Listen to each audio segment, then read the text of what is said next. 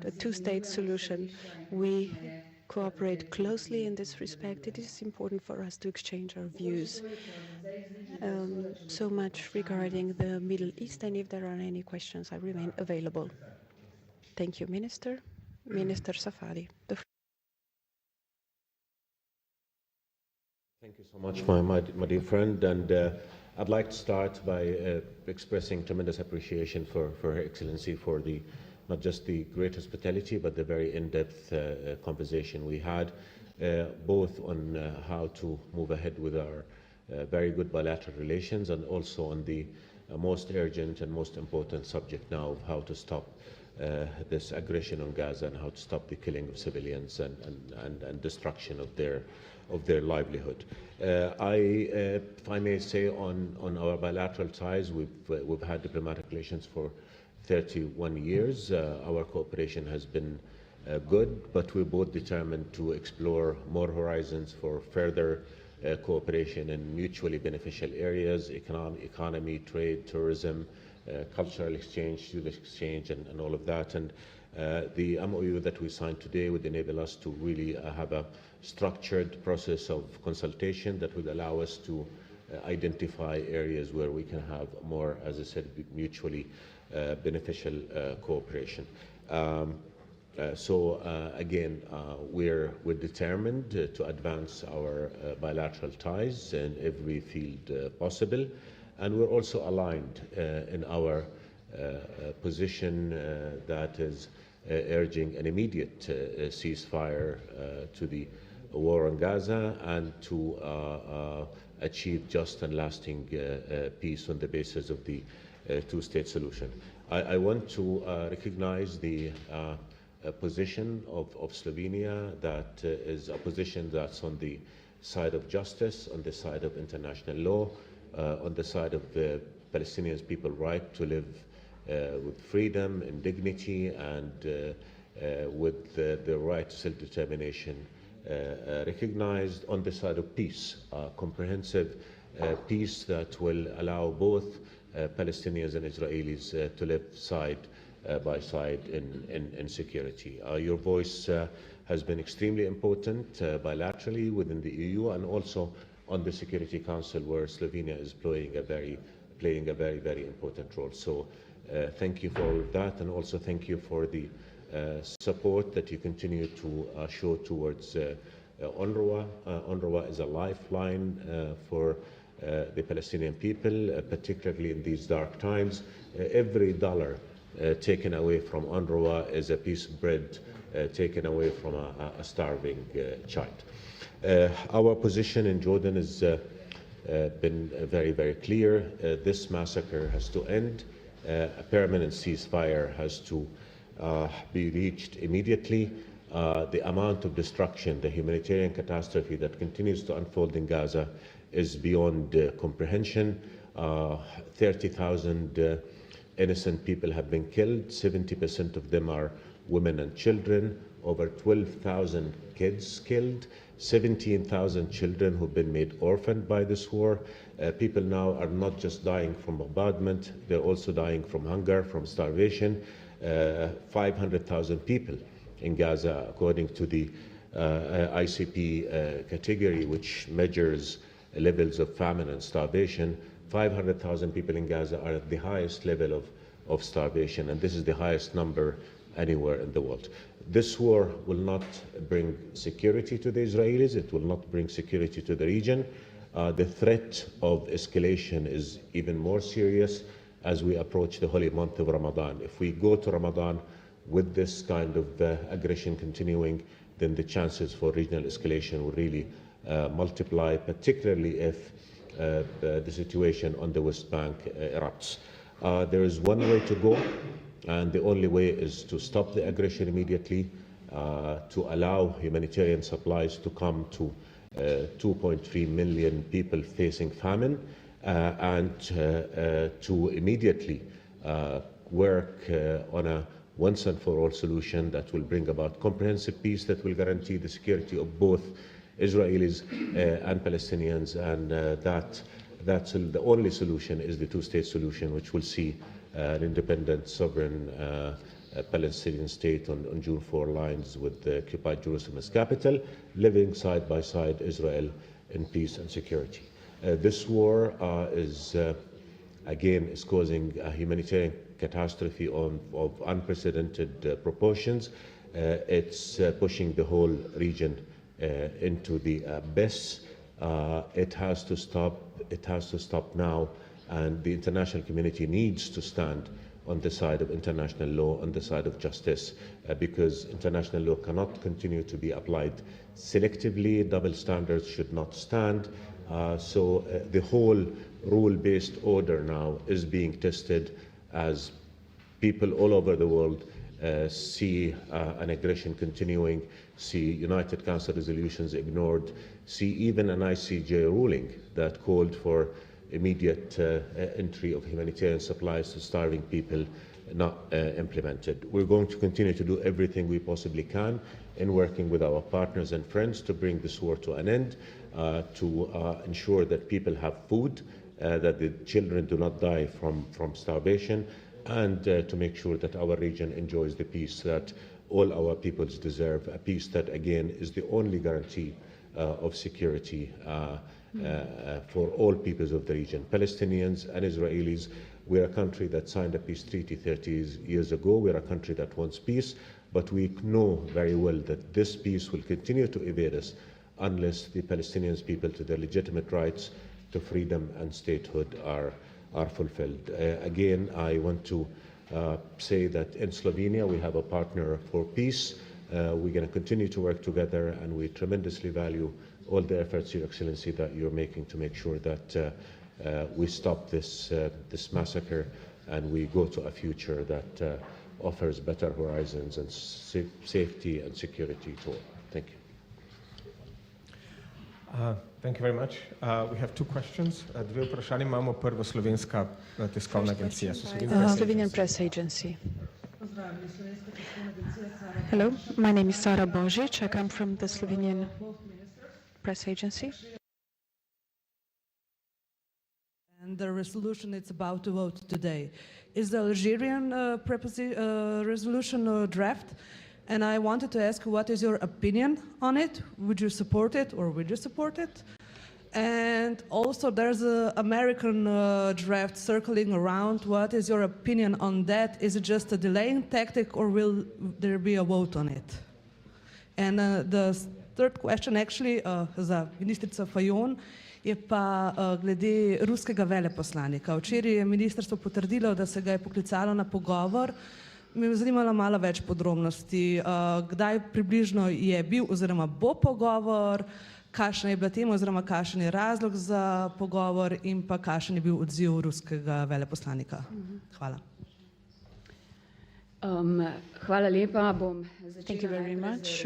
Let me begin with the situation on Gaza resolution that will be adopted in the United Nations Security Council. Both ministers and I are following very closely today's activities in the Security Council.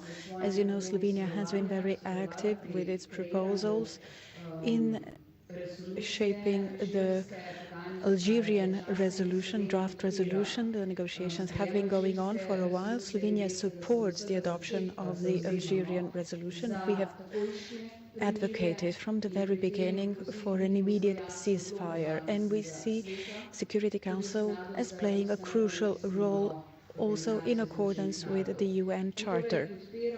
Slovenia, therefore, is in favor of decisive action and decisions of the Security Council when it comes to the war in Gaza. We believe that the Security Council must adopt a firm position also by adopting a resolution. So Slovenia is willing to engage in any initiative that contributes to the ceasefire, to the end of hostilities, and, as mentioned by Minister Safadi, to the peace in the region. Our position is very clear.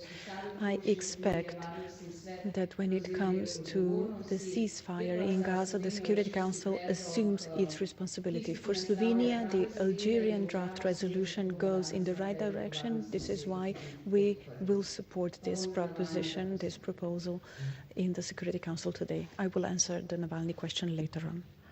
Thank you. does have the support of all of us. And reality, what is the resolution calling for? It's simply calling for an end to the war, a permanent ceasefire, allowance of sufficient humanitarian supplies into starving people. Obviously we support it, we'll continue to support it, and we hope everybody else will support it, because again, it is simply calling for implementing international law, for saving the lives of people who are dying again from bombardment and from hunger again. How many people will have to die before the Security Council resolution acts? Is 30,000 innocent life shattered not enough? Is almost 1.9 million people displaced and pushed into the indignity of overcrowded shelters not enough? It is time the world stood by by the UN Charter, by international law, by our human values, and said enough to this killing, which again will produce nothing but more suffering and more pain and more destruction and more threats to regional and global security. So we do hope that the resolution will pass. Unfortunately, we've seen other resolutions passed both at the UN General Assembly and at the Security Council that have called for even lesser things, that simply called for allowing food to get into Gaza, and Israel ignored those resolutions and did not implement them. So again, this is just another effort at having the world stand up to its responsibility and do what's right and stop further massacring of innocent people. Thank you. I'm sorry? The American proposition. I'm not aware that this resolution is going to go to vote yet. We'll deal with it when it comes. But let me just add again that this resolution is coming at a time when Israel is threatening to go into Rafah. The population of Rafah now is 5 times its population before October 7. So basically 1.5 million people crowded in a 50 square kilometer area. They have nowhere to go. The people there have already been displaced from their homes in the north and center of Gaza, and now where are they going to go? So basically stopping this aggression on Rafah must be a top urgent priority for everybody. If the world fails to stop the aggression on Rafah, then the world will be allowing yet another massacre, yet another war crime to take place in Gaza.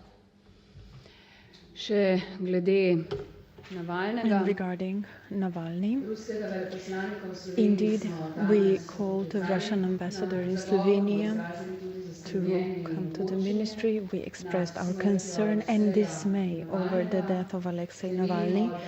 We believe that the responsibility for his death is on the President Putin, on his regime. We call on Russia to allow an independent and transparent inquiry into the death of Alexei Navalny. You have heard and seen that many people are gathering in Russia to express their condolences and pay tribute to Mr. Navalny. We see that these people are being arrested by the Russian regime. This is why we called on the Russian ambassador to release all these people.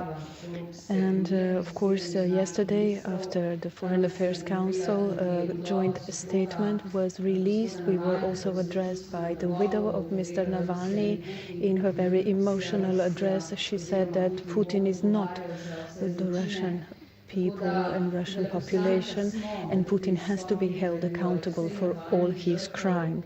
We recall that Alexei Navalny was a victim of a nerve agent attack. We know that the nerve agents are prohibited according to the Chemical Weapons Convention, and Russia has signed this convention. Slovenia and the EU have condemned this intoxication and poisoning and all other politically motivated trials against Navalny and others. We called Russia to release him, to ensure his security and health, but to no avail. This is why we asked the Russian ambassador to Slovenia to convey our call to the Russian authorities to release all political prisoners that are facing the same fate as the late Mr. Navalny. But These crimes are not the responsibility of the Russian people. Second question by the national TV, Slovenia. I have a question for Minister Fajon. The Ministry of Foreign and European Affairs announced that they will disburse humanitarian assistance. Will it be through the UNRWA or directly? Yes, Slovenia supports further work of the UNRWA agency. They need to do their work when it comes to the dispatch of humanitarian assistance of food in Gaza and neighboring countries in Syria and Jordan and other countries. Their assistance is of the utmost importance. We are aware of the serious allegations and we support the independent inquiry led by former French Minister Catherine Colonna. On Thursday, I will meet with Ms. Colonna. We are going to have a meeting, and of course we are following closely this inquiry. It is true the Slovenian government will ensure further financial assistance to humanitarian workers through UNRWA. We don't believe that there is any alternative. We want to provide them the necessary assistance so that they can disburse their aid. We heard just today that children are dying because of hunger, and many humanitarian workers also lost their lives. So these humanitarian endeavors must endure. UNRWA is irreplaceable. Nobody can do the job that UNRWA is doing right now in providing life-saving assistance to 2.3 million Gazans, in addition to its work in other areas of operation in Syria, Lebanon, the West Bank, East Jerusalem, and Jordan. The allegations against UNRWA are allegations against 12 of UNRWA's 13,000 staff. UNRWA took action. There are 2 investigations into those allegations right now, one by within the UN mechanism itself, the other is by an independent commission led by the former French foreign minister. UNRWA did what's right in terms of seriously taking those allegations and looking into them and taking action to really get to the heart of it, and it has already fired those staff. So it is just incomprehensible that the world comes and immediately suspends funds from UNRWA on the basis of, again, allegations against 12 out of 13,000 people, and when UNRWA did the right thing and shouldered its responsibility and started an investigation. So we do urge all countries to resume funding to UNRWA. We do urge them to make sure that UNRWA gets all the support it needs. Nobody can replace UNRWA in Gaza, and if you talk to all other UN agencies, they will tell you that unless UNRWA is there on the ground, they will not be able to deliver the humanitarian supplies that are desperately needed by people who, again, as my dear friend just said, are dying from starvation, are dying from hunger. We cannot have collective punishment against UNRWA. This is the time to stand by UNRWA, to stand by the noble mission that it does, to enable UNRWA to provide life-saving support to Gazans, and not to take a stand again on the basis of allegations that UNRWA owned up to and did the right thing towards. Thank you. Both ministers, thank you very much. Thank you.